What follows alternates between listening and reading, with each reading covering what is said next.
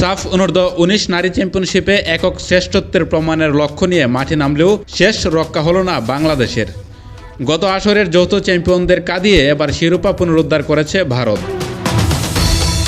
নেপালের বোখারা রঙ্গশালা স্টেডিয়ামে অনুষ্ঠিত ফাইনালে আজ বর্তমান চ্যাম্পিয়ন বাংলাদেশকে 4-0 গোলে বিধ্বস্ত করে শিরোপা উঁচিয়ে ধরেছে ভারতীয় কিশোরীরা।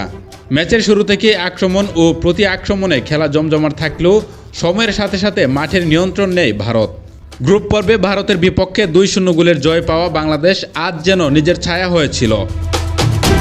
ভারতের সুশৃঙ্খল রক্ষণভাগ বাংলাদেশের মূল অস্ত্র সাগরিকাকে বোতলবন্দি করে রাখলে গোলহীন কাটে বাঘিনীদের পুরো ম্যাচের 42 মিনিটে প্রথম গোল হজম করে বাংলাদেশ। ভারতীয় ফরোয়ার্ড জুলান লংমাইতনের দুর্দান্ত শটে লিড নেয় ভারত। বিরতির পর ঘুরে দাঁড়ানোর চেষ্টা করলেও উল্টো 63 মিনিটে পেনাল্টি থেকে ব্যবধান 2-0 করেন এলিজাবেথ লারকা। এই গোলের রেশ কাটতে না কাটতেই ম্যাচের 68 মিনিটে ডিফেন্ডারদের ভুলে গোল পান পাল ফার্নান্দেজ।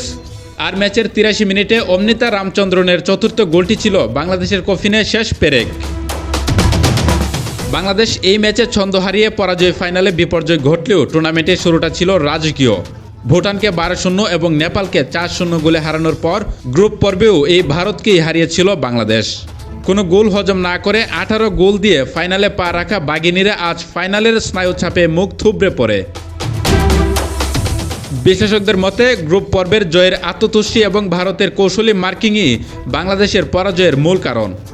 2024 সালের সেই বিতর্কিত টস আর 11-11 পেনাল্টি শুট আউটের পর যৌথভাবে শিরোপার যে অমীমাংসিত গল্প শুরু হয়েছিল, আজ 2026-এ এসে ভারত তার পূর্ণাঙ্গ ইতি টানল।